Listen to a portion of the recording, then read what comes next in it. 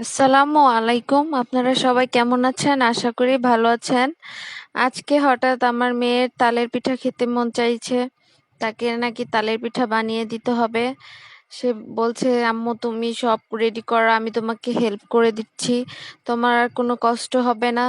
তার এই হেল্প করাটা দেখে আমার কেন জানি আমার ছোটবেলার কথা মনে পড়ে যায়, যে মেয়েরা আসলে বাবার বাড়ির রাজকন্যা, সব মেয়েরাই তার বাবার জন্য রাজকন্যা।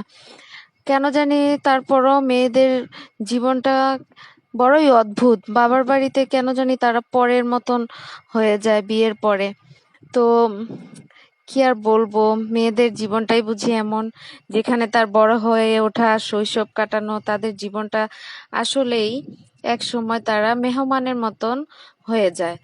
শ্বশুর বাড়ি থেকে আসলে বলে বাবার বাড়ি, বাবার বাড়ি থেকে বিদায় হয়ে বলে কি শ্বশুর বাড়ি। আসলে মেয়েদের কোনো বাড়ি হয় না, মেয়েদের জীবনটা এরকমই। কি আর বলবো এখন। আপনি আমার পিঠাটা দেখে বলুন কেমন হয়েছে আমাদের পিঠাগুলো। মা মেয়ের হাতের তৈরি পিঠা কমেন্ট বক্সে কমেন্ট করে জানাবেন।